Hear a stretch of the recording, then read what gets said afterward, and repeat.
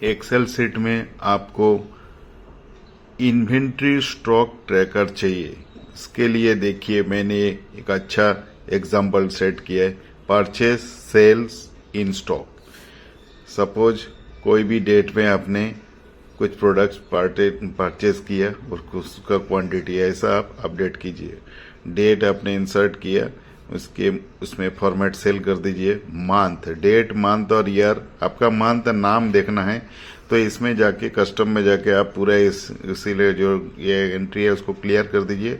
DD minus MMM minus YY type करके नीचे okay को क्लिक कर दीजिए। और ये देखिए डेट और मंथ आपका टेक्स्ट में और ईयर नंबर में, इसमें आपका ये फॉर्मेट रेडी है। तो इसको सिलेक्ट करके आप फॉर्मेट सेल में जाके क्लिक कीजिए और उसके बाद दूसरा जो डेट का कॉलम है वहां पे जाके छोड़ दीजिए। तो दोनों डेट का कॉलम अपना सेम फॉर्मेट में हो गया तैयार। अब आप कुछ भी डेट एंट्री करेंगे तो आपको सेम फॉर्मेट में दिखाएगा। डेट हो गया आपका नंबर में, मंथ हो गया टेक्स्ट में और ईयर हो गया नंबर में। इस तरह हम लोग जो भी डेट में परचेज किया और डेट को सिलेक्ट कीजिए। अगर सेम डेट है तो डेट में देखिए नीचे का सेल को इक्वल टू देखिए, ऊपर वाला सेल को मैंने कॉपी किया। देखिए सेम इसमें भी जो मैं डेट किया उसके अगेंस्ट में इक्वल टू करके ऊपर वाला सेल को क्लिक करके ओके किया और इसको अभी ड्रैग कर दिया। तो इस तरह हमको बार बार डेट टाइप करने की जरूरत नहीं है, शॉर्टकट आसान। उसके बाद सेम ये सेल डेट में भी आप डेट डालिए, कौन सा डेट में आपने सेल किया। अगर सेम डेट में कुछ सेल किया है तो पहले आप एक डेट टाइप कीजिए और नीचे उसके बाद दूसरा कौन सा डेट है कहाँ से, तो उसके वो डेट को भी आप एंट्री कर लीजिए। ऐसा तीनों डेट 3 दिन आपने सेल किया तो उसका 3 अलग अलग डेट जो है एंट्री कर लिया। अब सारे डेट के नीचे वाला सेल को इक्वल टू करके ऊपर वाला सेल में जो एंट्री है उसको कॉपी एंटर कर लीजिए, ड्रैग कीजिए, सेम डेट आ जाएगा। इसमें भी इक्वल टू ऊपर वाला सेल सिलेक्ट, एंटर, ड्रैग। इस तरह थर्ड ऑप्शन को भी आप इक्वल टू ऊपर वाला सेल को सिलेक्ट, एंटर, ड्रैग कर लीजिए। तो हो गया दोस्तों आपका ये डेट रेडी। अब आपको प्रोडक्ट लिस्ट में हमारे देखिए इन स्टॉक में कितनी प्रोडक्ट है उसका लिस्ट है, उसको हम लोग एक लिस्ट बना लेते हैं प्रोडक्ट के दोनों कॉलम में। उसके लिए डेटा में जाएंगे, डेटा में जाके देखिए उसको क्लिक किए और उसकी वैलिडेशन करने के बाद यहाँ पे लिस्ट को सिलेक्ट करेंगे और ये हम रेंज देंगे। कहाँ प्रोडक्ट लिस्ट का जो लाइन है उसको हम पूरा जहाँ तक है थोड़ा मैक्सिमम लाइन तक हम उसको रो तक हमने सिलेक्ट करके उसको ओके कर देंगे।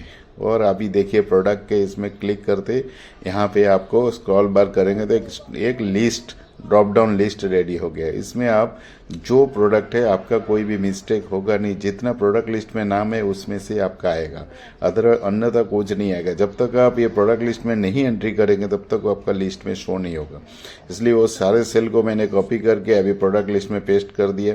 अब सारे सेल में मेरा वो ड्रॉप डाउन लिस्ट रेडी। अब क्वांटिटी के सेल में क्या है, मैंने क्वांटिटी डाला 15, लेकिन एक किलो व यूनिट है, ये सबको ये करने के लिए कस्टम में जाके जनरल को इसको हम बैक स्पेस करके क्लियर कर देंगे और इसमें हैच की दबाएंगे, हैच की प्रेस करके टाइप स्पेस देंगे और कोटेशन के अंदर हम यूनिट देंगे। यूनिट हमको डिसाइड करना है, यहाँ पे यूनिट मैंने KGS और कोटेशन क्लोज करके ओके कर देंगे। देखिए मेरा ये नंबर के साथ मेरा यूनिट आ गया। अब इसको फॉर्मेट कर देंगे तो सारे सेल मेरा ये सेम फॉर्मेट में रेडी हो गया। दूसरे लाइन में भी हम क्वांटिटी, अब क्वांटिटी लाइन जितना है सब में मैं ऐसा फॉर्मेट कर देंगे, ये परचेज, सेल, एक्चुअल, स्टॉक, ये तीनों में। तो फिर मेरा ये सारे सेम फॉर्मेट में हो जाएगा तैयार। और उसके बाद हम कैलकुलेट करेंगे तो हमारे कैलकुलेशन इजीली होगा, क्योंकि हमें वो डिस्प्ले भी दिखेगा ये किलो में है कि लीटर में है। लीटर में तो आपको LT करना है, जो भी यूनिट आपका रहेगा उसमें कस्टम में जाकर आपको सेट करना है। हम अभी इसमें सेट कर दिया। अभी एक एक करके एक देखिए मैं क्या क्या चीज प्रोडक्ट बाई परचेस किया है, सारे प्रोडक्ट का लिस्ट मैंने एक एक करके ऐसा क्रॉस स्क्रॉल बार से मैं देख के, मेरे को टाइप करने की जगह पे मैं ऐसा स्क्रॉल बार को अप डाउन करके भी मैं उसमें से ढूंढ के कर सकता हूँ, वरना मेरा जो लिस्ट है वो देख के मैं टाइप करूंगा। टाइपिंग में मेरा स्पेलिंग मिस्टेक होगा तो मेरा ये तुरंत एरर देगा, उसमें एंट्री होगा नहीं, क्योंकि मैंने उसको कॉपी कर दिया डेटा लिस्ट से। आप देखिए क्वांटिटी में मैं क्वांटिटी डाल रहा हूँ, जो क्वांटिटी मैंने परचेज किया उसी क्वांटिटी मैं डालते जाऊंगा ऐसा। उसके बाद हम ये परचेस का हो गया काम, तो हम करेंगे सेल। अब परचेस के अगेंस्ट हमने सेल किया, डेट में क्या क्या चीज़, ये डेट में मैंने जो चीज़ सेल किया उस सेल का अगेंस्ट में मेरे को सारे प्रोडक्ट नेम लिखना है। देखा मैंने स्पेलिंग मिस्टेक किया, तुरंत एरर आ रहा है, इसके लिए कैंसिल करना है। फिर स्क्रॉल बार से मैं अभी इसमें जो प्रोडक्ट हमने सेल किया उसको अप डाउन करके उसको सिलेक्ट करेंगे और वही प्रोडक्ट मेरे को इसमें ए सेल में आ जाएगा। एक सेल में एक ही आपका प्रोडक्ट नेम आएगा स्क्रॉल लिस्ट से। तो मैंने ये इतना स्पेस इसीलिए क्रिएट हुआ क्योंकि मेरा जो मेन जो प्रोडक्ट लिस्ट है उसके नीचे बहुत सारे सेल मेरा ब्लैंक है। इसके लिए अगर उसमें मैं प्रोडक्ट कभी एंट्री करूंगा तो मेरा वो सेल कंप्लीट भर जाएगा डेटा से। अब देखिए मैं सेल का क्वांटिटी भी लिख दिया। मैंने पहले बताया उसका यूनिट मैंने सेट किया था फॉर्मेट सेल करके, तो इसमें भी मेरा केजी आ गया। आप देखिए इसमें मेरा कोई भी नंबर मेरा अगर मैं उसमें सेल का नंबर अगर मेरा परचेस से कम होगा तो नेगेटिव होगा, इसलिए हमेशा ध्यान रखना है। ये मैं ट्रायल बेसिस पे कर रहा हूँ इसके लिए, बाकी आप एक्चुअल करेंगे तो ऐसा तो होगा ही नहीं। और उसको आपको ये सब चीज़ एंट्री करते टाइम में ध्यान रखना है। आप मेरा स्टॉक एक्चुअल क्या है वो देखेंगे। परचेस में मैंने क्या किया है वो देखना है। परचेस में मैंने मेरा ये फॉर्मूला लगाएंगे साम इफ लगा के रेंज देंगे। प्रोडक्ट में जितना मेरा प्रोडक्ट लिस्ट का डेट का है वो सारे को मैं सेल को सिलेक्ट करके F4 करके लॉक करेंगे, कॉमा देंगे। उसके बाद कॉमा देके मैंने जो क्वांटिटी है उसको सिलेक्ट करेंगे। क्वांटिटी सिलेक्ट करने से पहले मैंने प्रोडक्ट लिस्ट में उसको सिलेक्ट करेंगे H3 में, क्योंकि कौन सी इसके अंडर एगनेस्ट में है। ये देखिए मैं यहाँ पे जो सामी फॉर्मूला किया था वो फॉर्मूला मेरा वहाँ पे मैं जो रेंज देते वक्त मेरा वो मिस्टेक हो गया।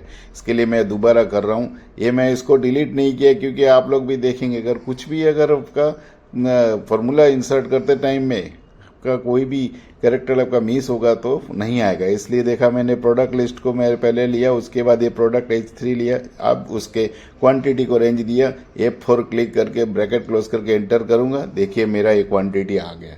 इसको हम अभी ड्रैग करेंगे पूरा, तो ड्रैग करने से मेरा जितना प्रोडक्ट लिस्ट है उसके सामने ड्रैग करेंगे तो आएगा जो प्रोडक्ट मैंने परचेस किया। बाकी अदरवाइज किलो किस लिए आ रहा है क्योंकि हमारे पास कोई यूनिट नहीं है, क्वांटिटी नहीं है, इसलिए ओनली किलो दिखा रहा है।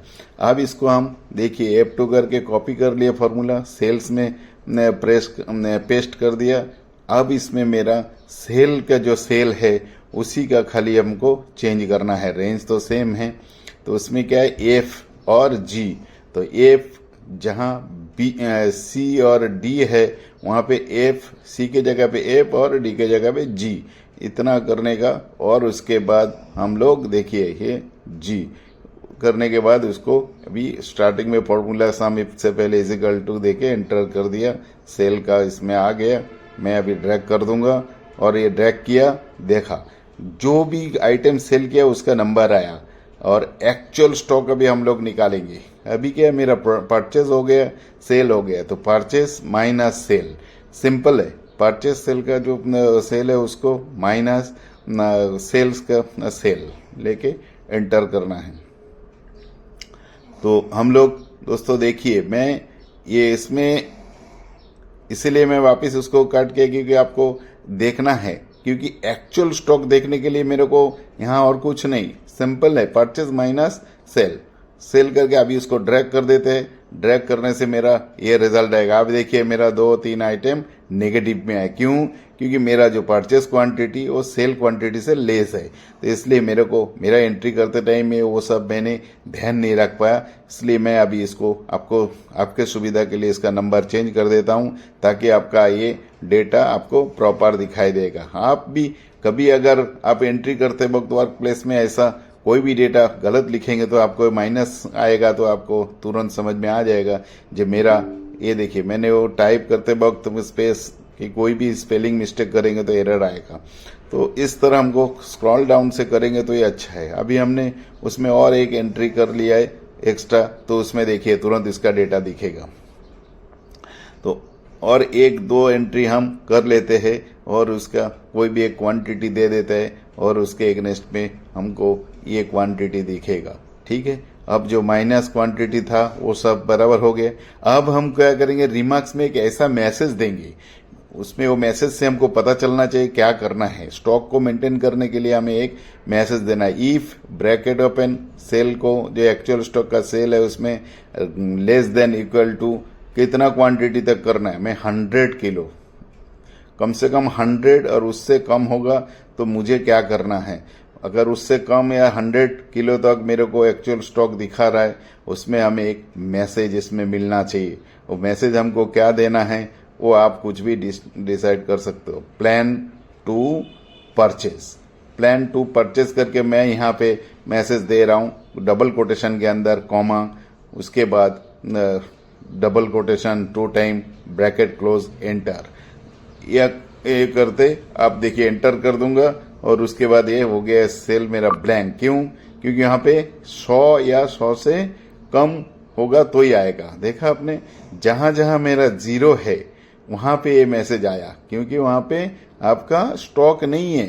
स्टॉक के लिए आपको प्लान करना है तो आपको जाके अंदर नहीं देखना है, ये रिमार्क्स वाला सीट से आपको पता चलेगा हमको क्या करना है, कहाँ स्टॉक की हमको जरूरत है मेंटेन करना। अब इसमें हम और अगर कोई भी स्टॉक यहाँ पे डालेंगे कि उसके बाद ये रिमार्क्स देखिए मेरा चेंज होगा। रिमार्क्स का और ध्यान रखिए, ये देखिए मैंने ये एंट्री किया, तुरंत वहां पे प्लान परचेज का वो कॉलम से रिमार्क्स हट चुका है। इस तरह आप लोग बहुत ही आसानी से ये डेटा को इस तरह अगर आप एंट्री करेंगे, फाइल बनाएंगे और उससे देखिए मेरा इसका भी वो प्लान टू परचेज निकल गया। इस तरह आप लोग यूज कर सकते हैं।